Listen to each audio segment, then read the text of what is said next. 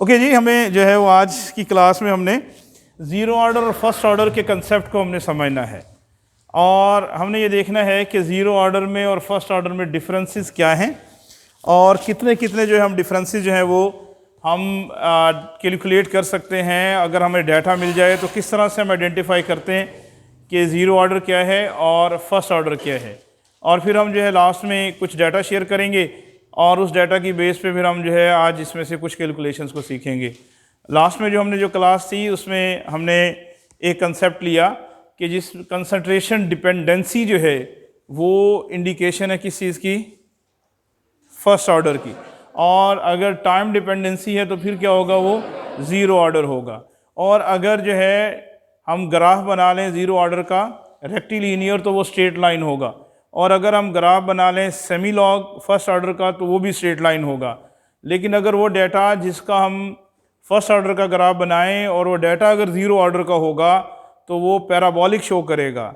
और अगर ऐसे ही अगर हम सेमी लॉग ग्राफ बना लें जो ज़ीरो ऑर्डर का डाटा का तो वो हाइपरबॉलिक होगा। ये सारी बातें जो हमारे ड्यूरिंग क्लासेस चलती आई हैं।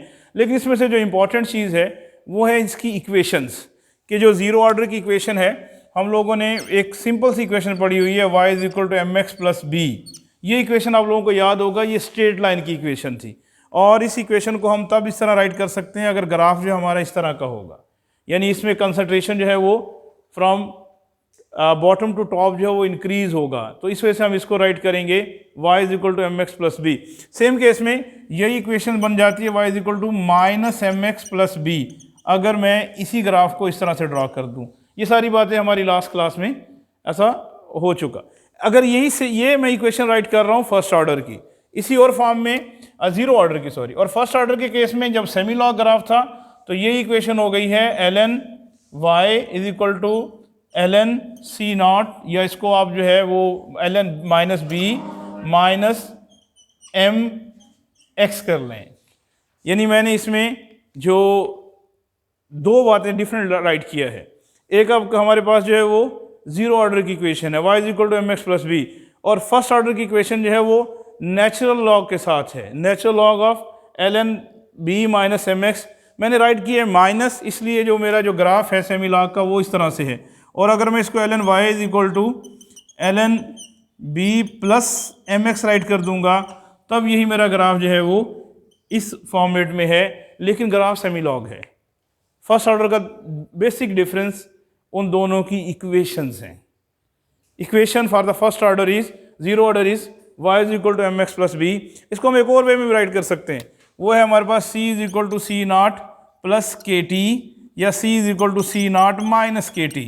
और यहाँ हम लिखेंगे l N C is equal to L N C not minus के टी, या इसी फॉर्म में L N C is equal to L N C not minus के टी। सेम फॉर्म में हम दोनों की फॉर्म में जब डिफरेंट राइट करेंगे, नेचुरल लॉ की फॉर्म में L N C is equal to L N C not minus के टी, और सेम केस में C is equal to C not minus के टी।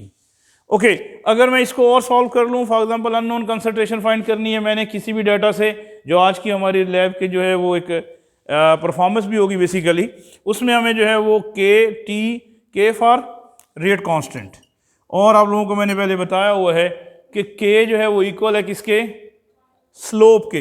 कब इक्वल है के स्लोप के, जब आप बात कर रहे हो किसकी, रेक्टिलिनियर ग्राफ की। आप बात जब कर रहे हो किसकी, ज़ीरो ऑर्डर की। और अगर आप फर्स्ट ऑर्डर की बात करेंगे तो ये जो के है ये क्या होगा जी, ये के ये आपका कैलकुलेट होगा माइनस आपका l N c two minus l N c one over t two minus t one से। यानी जो के है दोनों के रेट कांस्टेंट में भी फ़र्क है। पहली बात मैंने शुरू किया कंसंट्रेशन डिपेंडेंसी। कंसंट्रेशन डिपेंड कर हो रही है फर्स्ट ऑर्डर में, ज़ीरो ऑर्डर में कंसंट्रेशन डिपेंडेंसी नहीं है। दूसरी बात हम बोल रहे हैं टाइम डिपेंडेंसी। टाइम डिपेंडेंस है ज़ीरो ऑर्डर में, फर्स्ट ऑर्डर में टाइम डिपेंडेंसी नहीं है। तीसरी बात हम कर रहे हैं इक्वेशन डिफरेंट है, c is equal to C not minus के टी है, वहाँ हम बोल रहे हैं नहीं l N C is equal to L N C not minus के टी है। फिर हम के की तरफ आ गए कि रेट कांस्टेंट दोनों का डिफरेंट है। रेट कांस्टेंट जो है वो के है जो स्लोप के इक्वल है ज़ीरो ऑर्डर के केस में, लेकिन फर्स्ट ऑर्डर के केस में ऐसा नहीं है। के जो है वो कैलकुलेट होगा difference of the two concentrations with their natural log ln C2 minus ln C1 over T2 minus T1। Remember मैंने इसके 4 फार्मूलाज आप लोगों को डिफरेंट वे से लिख के दिखाए हुए, ln C2 minus ln C1 over T2 minus T1, और अगर हम इसको नेचुरल लॉ का फार्मूला अप्लाई कर दें तो ln C2 over C1 divided by T2 minus T1, ये भी लिखा जा सकता है, k is equal to ln C2 over C1 divided by T2 minus T1, ये भी k है। और अगर मैं लॉग की फॉर्म में लिखना शुरू हो जाऊं तो मुझे इसको 2.303 से मल्टीप्लाई करना होगा। तो k दोनों का डिफरेंट हुआ, रेट कांस्टेंट दोनों का डिफरेंट हुआ। एक और डिफरेंस आ गया, यूनिट्स देखते हैं k के। यहाँ पे हमने k के यूनिट्स हमारे पास हैं, यहाँ वाले k के यूनिट्स हैं हमारे पास, क्योंकि ये स्लोप है। स्लोप क्या था? Delta c over delta t या delta x over delta t। इसको हम milligram per hour, milligram per are, microgram per minute, milligram per hour, same gram per day, ये हमारे पास जो यूनिट्स हैं वो किसकी हैं जी? के यूनिट्स हैं। किसमें? जब आपका जीरो ऑर्डर, क्योंकि जो स्लोप के जो यूनिट्स हैं वही आपके जो यूनिट्स हैं वो माइक्रोग्राम पर आर, माइक्रोग्राम पर ml, इस तरह से आपके यूनिट्स हैं। जबकि यहाँ पर जो के यूनिट्स हैं वो पर आर है, ये मैं इसको प्रूव करूँगा। के यूनिट्स क्या हैं? पर आर है। एक और डिफरेंस आ गया, रेट कांस्टेंट का फार्मूला डिफरेंट, एक डिफरेंस, रेट कांस्टेंट का यूनिट्स डिफरेंट, माइक्रोग्राम पर आर, मिलीग्राम पर आर, या जो भी मैस के यूनिट डिवाइडेड बाय टाइम के यूनिट, क्योंकि delta x over delta t है या delta y over delta x है, तो उसको आपने जो है यानी इस वाले को इससे डिवाइड किया है, तो फिर आपने k स्लोप कैलकुलेट किया था। लेकिन k वाले केस में यहाँ पे पर आर यूनिट है। अच्छा, इसी इक्वेशन को अगर हम सॉल्व करें, जो मैंने स्टार्ट में राइट किया कि ये इक्वेशन है हमारे पास c is equal to C not minus के टी, ये इक्वेशन किसकी है जी? जीरो ऑर्डर की इक्वेशन है।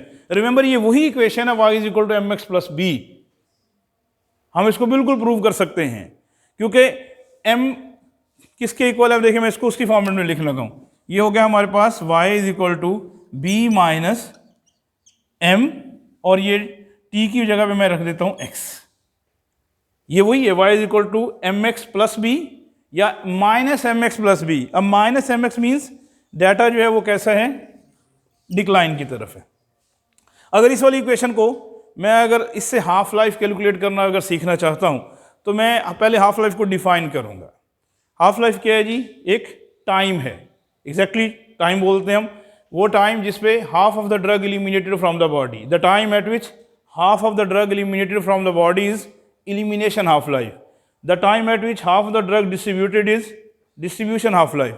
The time at which half of the drug is absorbed is absorption half life. It means कि half life की definition with their phenomena change है।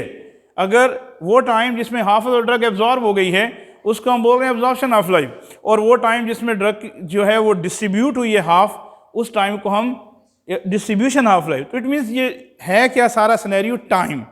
टाइम के यूनिट्स में आएगा। तो जब ये टाइम के यूनिट्स में आएगा तो हम ये बोल रहे हैं कि ये जो c है हमें वो टाइम रिक्वायर्ड है जब ये c किसके इक्वल हो गया है? 0.5 c नॉट के, यानी जब आधी कंसंट्रेशन रह गई है वो टाइम हमने मेजर करना है। तो ये जो टाइम होगा ये वाला टाइम क्या हो जाएगा? t हाफ हो जाएगा। ये हमारी डेफिनेशन के रिगार्डिंग मैंने बात किया कि ऐसा टाइम जिसमें वो जो कंसंट्रेशन हम मेजर करना चाह रहे हैं, either absorb, either distribute, either eliminate, उस टाइम के जब हाफ कंसंट्रेशन रह जाएगी हम बोलेंगे वो हाफ लाइफ है।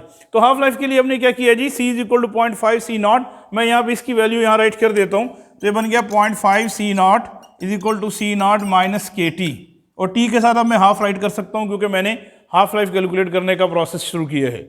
ओके, ये c नॉट इस तरफ आएगा, ये बन गया 0.5 c not minus c not minus के टी एंड हाफ। ओके, ये इसमें से माइनस करेंगे तो माइनस 0.5 c नॉट रह गया माइनस के टी एंड हाफ, तो ये माइनस माइनस से कैंसिल, और ये टी हाफ इक्वल हो गया 0.5 c नॉट ओवर के नॉट। ये हमारे पास सिंपल सी इक्वेशन हुई, 0.5 c नॉट ओवर के नॉट।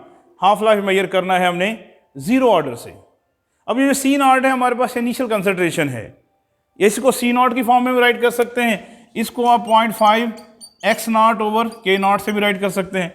अच्छा, स्टार्ट में एक चीज़ और मुझे बताना चाहिए थी, वो ये है कि हमारी जो इक्वेशन है dx ओवर dt वो इक्वल है k नॉट के, ज़ीरो ऑर्डर में, और फर्स्ट ऑर्डर में यही equation dx over dt equal है k1 c x1 से। दोनों में डिफरेंस है।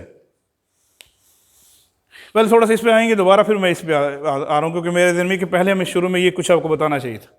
Minus D x over D T is equal to k not, first order की इक्वेशन है। अच्छा, ऑर्डर डिफाइंड होता है कंसंट्रेशन की पावर से। अगर मैंने यहाँ पे मैं एज्यूम कर रहा हूँ यहाँ एक्स राइट किया हुआ है और उसकी पावर 0 राइट की हुई है, और मैंने यहाँ एक्स राइट किया हुआ है, यहाँ मैंने पावर 1 राइट की हुई है। First order X power 1, C power 1, D dose power 1, concentration है, जो भी मैं वर्ड यूज़ करूँगा, कंसंट्रेशन, अमाउंट, उसकी अगर मैं पावर 1 ले रहा हूँ, इट मीन मैं किसकी बात कर रहा हूँ जी? फर्स्ट ऑर्डर की बात कर रहा हूँ। और अगर मैंने इसकी पावर 0 ली है, इट मीन मैं 0 ऑर्डर। तो जब मैं इसकी पावर 0 कंसीडर करूँगा, हम लोग सब जानते हैं कि किसी की पावर 0 होगी तो किसकी इक्वल होगा? 1 की इक्वल है। तो ये मैं इस एक्स नॉट को राइट नहीं करूँगा, ये बन जाएगा minus D x over D T is equal to k not. यानी equation for the rate calculation of the zero order is minus D x over D T is equal to k not. अगर मैं इसको concentration की form में write करूं, minus d c over D T is equal to k not. अगर मैं इसको dose की फॉर्म में राइट करना चाहूँ, minus d d over D T is equal to k not. Remember only k not, not k not x one, k not c, k not D. मैं इसको right नहीं कर रहा इस वजह से कि मैंने डी सी जो भी मैं यूनिट्स यूज़ करना चाह रहा हूँ या इसमें सिंबल्स यूज़ करना चाह रहा हूँ, उनकी पावर मैंने जो अज्यूम किया है पावर 0 अज्यूम किया है। तो इसलिए फर्स्ट जीरो ऑर्डर के केस में जो के नॉट, के के साथ में नॉट राइट कर लेते हैं, के नॉट, ताकि हमें क्लियर हो जाए जीरो ऑर्डर का के है। और इस केस में हम के 1 राइट कर सकेंगे या सिंपल के राइट कर लेंगे फर्स्ट ऑर्डर के केस में, अपने आप को डिफ्रेंशिएट करने के लिए। हम बात दोबारा उसी पे आ रहे हैं जी कि हाफ लाइफ हमने कैलकुलेट करनी अगर किसी भी ड्रग की जो जीरो ऑर्डर को फॉलो करती है, तो 0.5 सी नॉट ओवर के नॉट या 0.5 एक्स नॉट ओवर के नॉट। सी को एक्स के यूनिट में भी, डोज के यूनिट में भी राइट किया जा सकता है। सी और एक्स में डिफरेंस है जी, सी, एक्स और डी तीनों वर्ड यूज होंगे डिफरेंट जगह पे। सी फॉर कंसंट्रेशन है microgram per ML, milligram per litre, the drug present in the human body, plasma, C P basically. और X for amount of drug है, वो milligram में, माइक्रोग्राम में, नैनोग्राम में यूज होगा। तो अब हमने इस सारे प्रोसेस के लिए सी नॉट को, हमने टी हाफ को कैलकुलेट करना सीखा। अगर हम सी नॉट टी हाफ कैलकुलेट कर सकते हैं, तो यहाँ से हम रेट कांस्टेंट भी तो कैलकुलेट कर सकते हैं टी हाफ से। वो कैसे कैलकुलेट होगा? K not would be equal to 0.5 x not over t half. X not की डोज क्या है? मिलीग्राम। टी हाफ की यूनिट्स क्या है? आर। तो के नॉट के यूनिट्स क्या बने? Milligram per are. और अगर मैं इसको कंसंट्रेशन में डील कर रहा होता तब क्या होता? ये मैं लिखता इसको 0.5 सी नॉट ओवर के नॉट, यही वो सेम फार्मूला। और यह कंसंट्रेशन के यूनिट्स क्या हैं? Microgram per ML. और इसके यहाँ पे टी हाफ होता, तो टी हाफ के यूनिट्स क्या हैं? आर। तो ये बन गया माइक्रोग्राम पर एमएल पर आर। लिहाजा हम कंफ्यूज नहीं होंगे, रेट कांस्टेंट जीरो ऑर्डर के दो यूनिट्स हम बता रहे हैं। एक वो यूनिट है जो कंसंट्रेशन की जब हम बात कर रहे हैं तब, और एक वो यूनिट है जब हम ड्रग की अमाउंट की बात कर रहे हैं। जब हम ड्रग की अमाउंट की बात कर रहे हैं तो माइक्रोग्राम पर एमएल पर आर, उसकी कंसंट्रेशन की जब बात कर रहे हैं माइक्रोग्राम पर एमएल पर आर के यूनिट्स हैं, स्लोप के यूनिट्स हैं, और मिलीग्राम पर आर भी हैं। लेकिन जब हम किसकी बात कर रहे हैं? ड्रग की अमाउंट की बात कर रहे हैं, जब हम डोज की बात कर रहे हैं, ड्रग की उस अमाउंट की बात कर रहे हैं जो कि हमने एक्स नॉट की फॉर्म में जिसको हमने राइट किया। तो ये हमारे पास के नॉट और टी हाफ का कंसेप्ट आया। तो डिफरेंस ये हो गया, rate constant in case of zero order having the different unit as compare to the rate constant in the first order.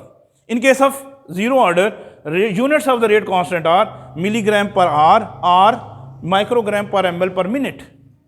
अच्छा, यहां सिनेरियो थोड़ा डिफरेंट हुआ। यहां पे हमने क्या किया था? यहां हमने इक्वेशन इसकी डिफरेंट लिखी। हमने कहा जी यहाँ इसकी इक्वेशन जो है बिल्कुल ऐसे है हमारे पास, minus D x over D T is equal to K X. मैंने इसकी पावर 1 लिखा था। इसकी अगर हम इंटीग्रेशन ले लेंगे, ये बन जाता है l n x not minus के टी।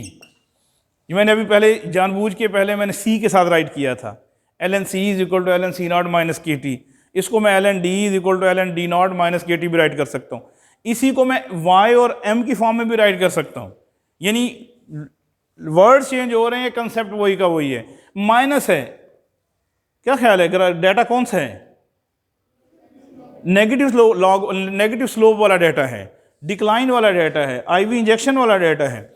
ओके, अगर आप इसको सॉल्व कर लें, अब आप वही वाला कंसेप्ट कि x जब इक्वल हो जाएगा 0.5 x नॉट के, वो t जो है वो क्या हो जाएगा, हाफ लाइफ बन जाएगा।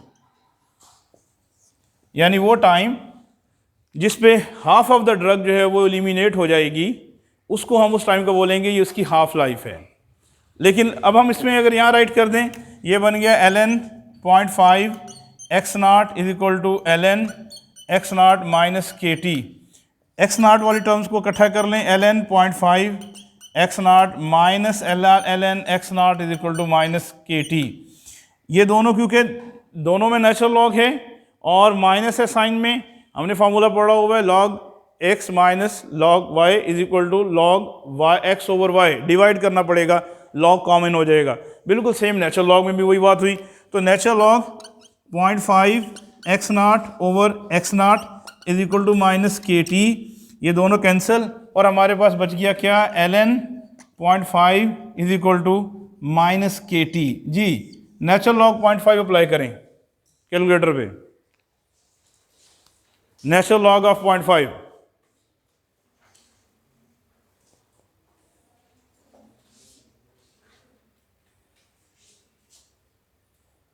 ln of 0.5,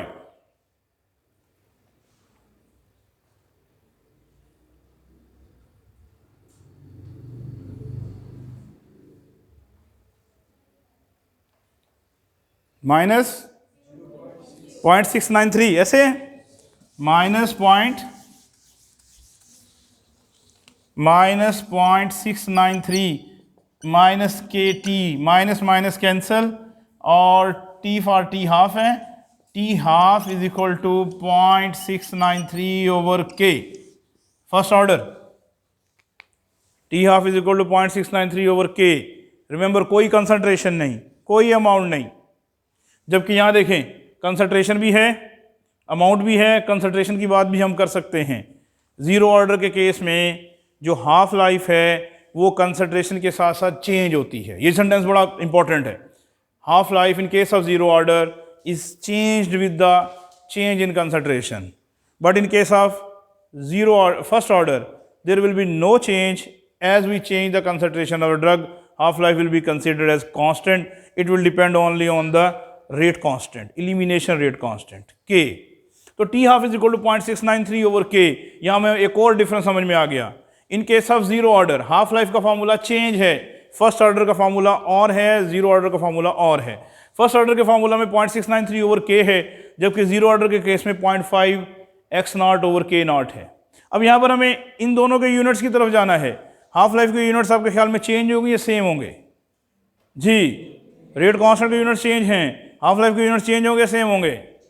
जी, आंसर सबका गलत है, सेम होंगे। अब देखिए हम इसको प्रूव करते हैं कैसे। यहाँ पे हमने कहा हाफ लाइफ को इधर ले आते हैं, हाफ लाइफ फाइंड करने के लिए इक्वल है 0.5 x नॉट ओवर k।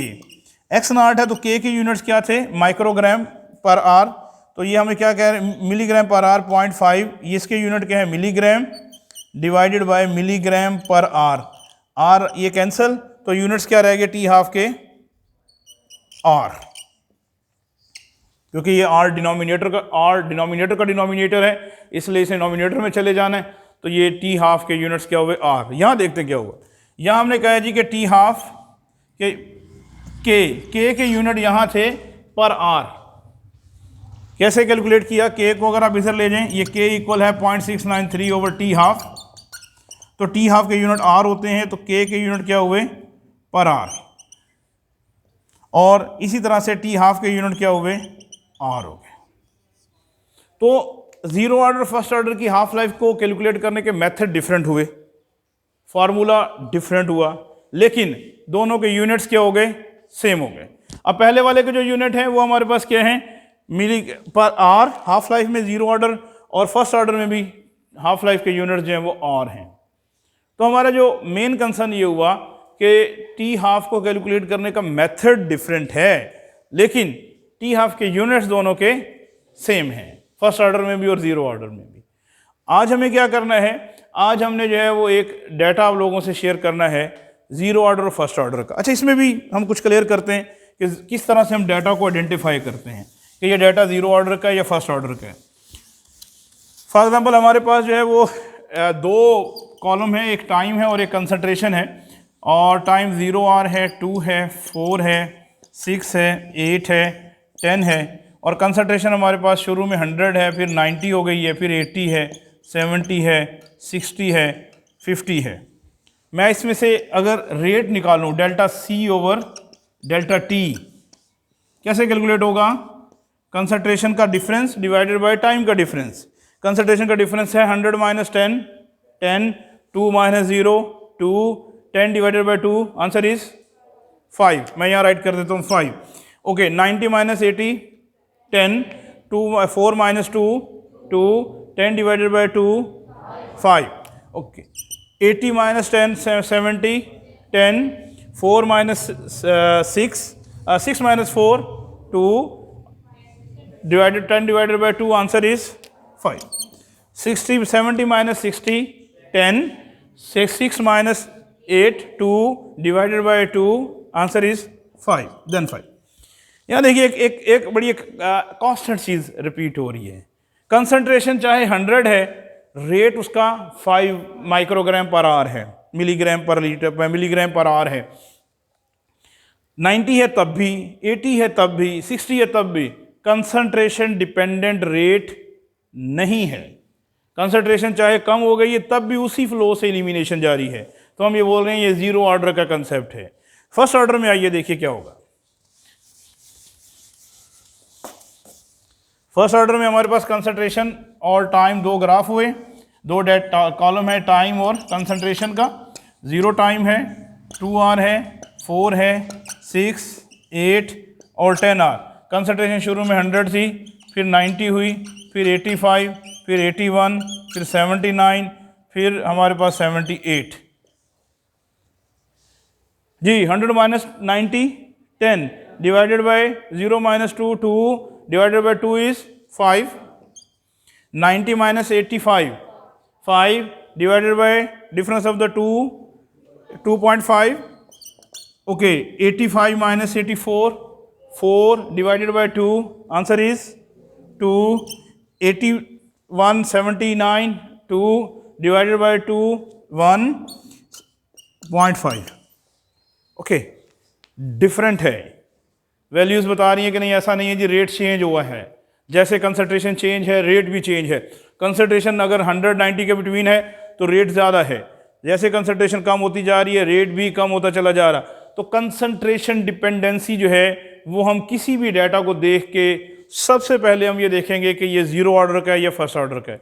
अगर तो वो ज़ीरो ऑर्डर का है तो हम जो ग्राफ उठाएंगे वो हमारे पास लीनियर ग्राफ होगा, रेक्टिलीनियर ग्राफ होगा, और उसको हम सिंपल प्लॉट करके उस पर हम हाफ लाइफ भी कैलकुलेट कर सकेंगे, रेट कांस्टेंट भी कैलकुलेट कर सकेंगे, उससे सी मैक्स भी निकालेंगे, AUC भी निकालेंगे, डिफरेंट वर्क कर सकेंगे अगर हमने प्रॉपर डाटा को प्रॉपर ग्राफ के लिए चूज़ कर लिया तो। और सेम केस में अगर हमने देखा नहीं जी कंसंट्रेशन जैसे ज़्यादा है, रेट भी ज़्यादा है, कंसंट्रेशन कम हुई है, रेट भी कम हुआ है, अब यहाँ पर हमारे पास जो चॉइस है वो सेमी लॉग ग्राफ है। अब इस सेमी लॉग ग्राफ को हम चूज़ करेंगे और उस ग्राफ पे हम जो है वो प्लॉट करने के बाद वो तमाम पैरामीटर जो हमने कैलकुलेट किए, लेकिन फार्मूलाज यहाँ डिफरेंट होंगे। बार बार फोकस कर रहा हूँ, फार्मूलाज हाफ लाइफ का चेंज हो गया, यानी इस डाटा में हाफ लाइफ निकालनी होगी, फार्मूला कुछ और है, इस डाटा में हाफ लाइफ निकालनी होगी, फार्मूला कुछ और है। इस वाले में क्योंकि ज़ीरो ऑर्डर को फॉलो कर रहे हैं तो इसमें 0.5 x0 ओवर k0 है, और इस वाले केस में ये 0.693 ओवर k है। अच्छा, यहाँ पे k कैलकुलेट करना भी डिफरेंट है, ln_c2 minus ln_c1 over t2 minus t1 है। यहाँ पर k कैलकुलेट करना भी डिफरेंट है, k is equal to slope है, delta y over delta x है। हमें आज क्या करना है, हमने आज आप लोगों को दो डेटास देने हैं, दो टेबल्स। उन टेबल्स को आप लोगों ने पहले आइडेंटिफाई करना है कि ये टेबल्स है किसके, क्या ये ज़ीरो ऑर्डर के हैं या फर्स्ट ऑर्डर के हैं। पहला क्वेश्चन ही ये है कि उसको आइडेंटिफाई करें और उसका ग्राफ ड्रा करें। उसका ग्राफ ड्रा करने के बाद आपने उनमें से कुछ 5 क्वेश्चंस के आंसर करने हैं। पहला क्वेश्चन उसके अंदर ये है कि आप उसमें क्या फाइंड करेंगे जी, उसकी आपने पहले ये फाइंड कर लिया कि कौन सा ग्राफ प्लॉट करेंगे और उससे आप अंदाज़ा लगाएंगे कि ये 0 ऑर्डर का डाटा है या फर्स्ट ऑर्डर का डाटा है। आई गेस ये इस सेगमेंट के बाद हम बिल्कुल क्लियरली इंडिकेट कर सकते हैं, देख सकते हैं कि जनाब ये 0 ऑर्डर की तरफ जा रहा है या फर्स्ट ऑर्डर की तरफ जा रहा है। अगर 0 ऑर्डर का डाटा है और आपने रेक्टिलिनियर ग्राफ बना लिया है, इट मीन्स आपने एक स्टेप आपने ठीक कर लिया है। और अगर आपने यहीं पर सेमी लॉग ग्राफ बना गए हैं, इट मीन्स आपने यहाँ पे जो रॉन्ग किया है ये आगे पूरी आपने एक बेस रख दिया रॉन्ग की और ये रॉन्ग ही चलता चला जाएगा। इसलिए इसको ठीक रखने के लिए आपको ये आइडेंटिफाई करना ज़रूरी हुआ। दूसरा क्वेश्चन इसके अंदर है कि what is the rate constant के। ओके, अगर रेट कांस्टेंट अगर आपको 0 ऑर्डर के केस में कैलकुलेट करना होगा तो सिंपल स्लोप लेना है। कोई से भी 2 पॉइंट्स को हाईलाइट करेंगे, ग्राफ बनाएंगे, जो लाइन ड्रा होगी उन लाइन पे कोई से भी 2 पॉइंट्स लेंगे, उन पॉइंट्स का स्लोप और उन दो कैलकुलेट करेंगे, उस स्लोप को आप कहेंगे ये के इक्वल है सेमी लॉग के केस में। और अगर ये वो है सिंपल रेक्टिलिनियर के केस में, और सेमी लॉग के केस में लॉग के साथ अप्लाई करेंगे। उसके बाद कह रहे हैं कि इसकी हाफ लाइफ कैलकुलेट करें। हाफ लाइफ का फार्मूला अभी मैंने रिपीट किया कि 0 ऑर्डर के लिए हाफ लाइफ का फार्मूला और है, फर्स्ट ऑर्डर के लिए और है, दोनों की हाफ लाइफ डाटा की कैलकुलेट करेंगे। तीसरा बड़ा इंपॉर्टेंट क्वेश्चन जो चौथा है, क्या इसकी अमाउंट अगर हम इसको एक्स्ट्रापोलेट करें, does the amount of the drug A extrapolated towards x axis will be considered at 0 or not। ये क्वेश्चन है, ये इंपॉर्टेंट क्वेश्चन हुआ कि फॉर एग्जांपल अगर हम इसको एक्स्ट्रापोलेट करें, एक्स्ट्रापोलेशन का वर्ड्स अंडरस्टैंड कीजिए। एक वर्ड है इंटरपोलेशन, दूसरा है एक्स्ट्रापोलेशन। इंटरपोलेशन ये है, आपने यहाँ 3 पॉइंट लगाए 4, आपने इनको मिला दिया, आपने इन पॉइंट्स को आपने मिक्स किया, मिलाया और एक लाइन ड्रा कर ली, इंटरपोलेशन हो गया। और अगर आप इसको एक्स्ट्रापोलेट कर लें, ये जो डॉटेड लाइन है ये एक्स्ट्रापोलेटेड है, फीदर्ड लाइन है, फीदर्ड लाइन, या इसको हम एक और नाम देते हैं कि हमारे एजम्पशनरी लाइंस हैं, एग्जिस्ट नहीं कर रही लेकिन हमने अज्यूम किया है कि ओके ये इस तरह से इस ट्रेंड पे जो है ना ये मूव करेगा। अच्छा, क्वेश्चन ये है कि अगर हम इसको एक्स एक्सिस पे एक्स्ट्रापोलेट कर लें तो क्या ये 0 को कंसाइड करेगा कि नहीं करेगा। क्वेश्चन 4 जो इसी का है, if we extrapolate the line towards the x axis will it coincide with the 0 or not. क्या ख्याल है, क्या आंसर होना चाहिए। 0 पे कंसाइड नहीं होना चाहिए। ओके, और कोई आंसर होना चाहिए। देखिए जी, या होना चाहिए नहीं होना चाहिए, मेरे ख्याल में दोनों ही आंसर हैं इसके, होना भी चाहिए और फिर नहीं भी होना चाहिए। कैसे, आपने यहाँ पे ग्राफ कौन सा बनाया था 0 ऑर्डर में, रेक्टिलिनियर, और एक्स एक्सिस आपने स्टार्ट कहाँ से करते हैं 0 से, और वाई एक्सिस और एक्स एक्सिस दोनों 0 0 से स्टार्ट करते हो। आते हैं सेमी लॉग की तरफ, सेमी लॉग में स्टार्ट वाई एक्सिस कहाँ से लेते हो 0 से, नो, किसी भी 1 की पावर से 0.01, 0.001, 0.0001, 10, 1, 100 यहां से स्टार्ट ले रहे हैं। इट मीन्स अगर तो सेमी लॉग ग्राफ बना चुके हैं और इसको एक्स्ट्रापोलेट करने जा रहे हैं तो तब एक्स एक्सिस को कंसाइड करने का मतलब 0 को कंसाइड करना नहीं है। जबकि अगर आपने रेक्टिलिनियर ग्राफ बनाया है, 0 ऑर्डर का ग्राफ बनाया है और उससे आपने एक्स्ट्रापोलेट किया है, तब चांस है कि वो 0 को कंसाइड करेगा। ये इसके आंसर यस और नो हैं। यानी यस और नो कैसे बनेंगे, यस बनेंगे तब जब आप 0 ऑर्डर डाटा की बात कर रहे होंगे, नो इसका आंसर तब बनेगा जब आप फर्स्ट ऑर्डर की बात कर रहे होंगे। तो in case of first order we will have to make the semi log graph, और semi log graph will never start with the 0 on X axis. 0 से स्टार्ट नहीं होता है, हाँ 10 की पावर से स्टार्ट होता है, बिकॉज हमने इसको लॉग के साथ डील करना है। तो लिहाजा जब 10 की पावर्स के साथ हम स्टार्ट करेंगे तो तब हम एज्यूम करेंगे कि okay when we extrapolate toward the x-axis it will not coincide with the 0, but when we case of the rectilinear which will start from the 0 ये coincide हो सकता है। ये फोर्थ पोर्शन है, फोर्थ क्वेश्चन है। अगला क्वेश्चन है plot the following data, what is the equation for the produced on the graph. Equation कैसे प्रोड्यूस करनी है। देखिए इक्वेशंस लिखने के 2 तरीके हैं। अगर आप अमाउंट की बात कर रहे होंगे तो आप इसको x नॉट या d नॉट से बात कर रहे होंगे, और अगर आप कंसंट्रेशन की बात कर रहे होंगे तो फिर आप इसको C या CP से राइट कर रहे होंगे। अच्छा, इसकी इक्वेशन अगर मुझे कोई बनाने के बोले तो मैं ये कहूँगा इसकी इक्वेशन वैसे है y is equal to -mx + b। Straight line की इक्वेशन है, ठीक है। लेकिन अगर मैं इसको सी एक्स, मैंने कहा कि मैंने ये प्लॉट किया है अमाउंट ऑफ ड्रग, यानी मेरे ये एक्सिस थे amount of drug in milligram और टाइम इन मिनट्स, तब हमारे पास ये इक्वेशन क्या है, तब यही इक्वेशन मेरे पास x is equal to minus, मैंने k राइट कर दूं इसको, ये t है क्योंकि टाइम था, और प्लस b की जगह पर मैं क्या बोलूंगा जी इसको x नॉट। ये अच्छा चलिए एक और आसान सा लिखता हूं, x is equal to x nought minus के टी। वही बात मैंने माइनस के टी को यहां लिखा उधर लेके गया तो इसको सिंपल कर दिया। अब मुझे कोई बोले जी इसकी इक्वेशन लिखिए, जबकि ये क्या है अमाउंट ऑफ ड्रग है और ये किस में है मिलीग्राम में है और टाइम है और ये किस में है मिनट्स में है। अब यहां मेरी इक्वेशन ये बनेगी ln x is equal to ln x nought minus के टी। एक और भी है ये x is equal to x nought e minus के टी, फर्स्ट ऑर्डर की इक्वेशन है अननोन अमाउंट मेजर करने के लिए। यही अगर मैं सीपी के साथ राइट करता मैं इसको लिखता CP is equal to CP nought e minus के टी, अननोन कंसंट्रेशन को फाइंड करना। फॉर एग्जांपल मेरे पास एक डाटा है, जैसे यहाँ डाटा है, मुझे को कहे जी आप मुझे 3 आवर्स पे बताएं क्या कंसंट्रेशन है, मैं बिल्कुल इस डाटा से बता सकूंगा कि CP is equal to CP nought e minus के टी यूज़ करके।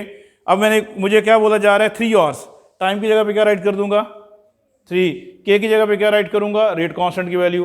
रेट कांस्टेंट की वैल्यू में अगर मेरे पास इस ड्रग का हाफ लाइफ का डाटा होता, मैं ग्राफ बनाने की मुझे ज़रूरत ही नहीं थी। 0.693 ओवर हाफ लाइफ के आ गया, और एक्स नॉट क्या है वो इनिशियल अमाउंट है जो डोज की फॉर्म में आपने पेशेंट को दी है। इस सारे को सॉल्व कर लेंगे, उस पर्टिकुलर टाइम पे आपको अमाउंट मिल जाएगी कि जी 3 आवर्स पे इतनी अमाउंट थी ड्रग की पेशेंट के पास। अगर सीपी फाइंड करना है 3 आवर्स पे, 4 आवर पे, 6, एक तो यानी ये डाटा पॉइंट्स हैं, और एक दूसरा डाटा पॉइंट जो है वो इन बिटवीन जो डाटा पॉइंट्स है आप उसको भी यूज़ कर सकते हैं by using the c p is equal to c p nought e minus के टी, या c p l N c p is equal to L N c p minus c p nought minus के t, या L n x is equal to L n x not minus के t. इसको अगर हम Y x और Y और M की form में लिखें तब क्या होगा, तब क्या हो जाएगा ये L N Y is equal to जी L N Y is equal to L N जी L N B, L N Y is equal to L N B minus M T, या L N Y is equal to L N आपका जो minus M T है, ठीक है जी, आप इसको minus M t plus l N b. ये जैसे उन लोगों के लिए जो इसको वाकई अंडरस्टैंड कर रहे हैं कि इसको नेचुरल लॉ की फॉर्म में भी राइट किया जा सकता। बिल्कुल क्लियर रहिए, जीरो ऑर्डर फर्स्ट ऑर्डर में डिफरेंस है, क्लियर रहिए कि हम कम से कम 8 से 10 डिफरेंस आराम से लिख सकते हैं। मैं अगर कहें तो रिपीट कर देता हूँ, concentration dependency, time independency, graph semilog, graph rectilinear, graph की कर्व स्ट्रेट लाइन, ग्राफ की कर्व पैराबोलिक हाइपरबोलिक, इक्वेशन दोनों की डिफरेंट, रेट कांस्टेंट कैलकुलेट करने का मेथड डिफरेंट, रेट कांस्टेंट की हाफ लाइफ को कैलकुलेट करने का मेथड डिफरेंट, और रेट कांस्टेंट के यूनिट डिफरेंट। और उसके साथ साथ अगर हम इक्वेशंस की बात करें तो जो minus D x over D T is equal to K, but minus D x over D T is equal to K X, ये दोनों डिफरेंट। तो ये 10 डिफरेंस हम आराम से बिल्कुल बगैर किसी टेंशन के बता सकते हैं। अब हम करेंगे क्या, अब लोगों को 2 डेटास दे रहे हैं, अब लोगों ने इसी पोजीशन में बैठ के इस डाटा को पहले आइडेंटिफाई करना है कि ये डाटा जीरो ऑर्डर का या फर्स्ट ऑर्डर का है। फिर उसके लिए आपने खुद से ग्राफ को चूज़ करना है, उस ग्राफ को बनाएंगे और फिर आप ये पैरामीटर जो 4 मैंने बताए हैं ये आप इसको कैलकुलेट करोगे। तो दोनों डेटास को मैं टेबल बना देता हूँ, आप इसको साथ साथ राइट करते चले जाएंगे।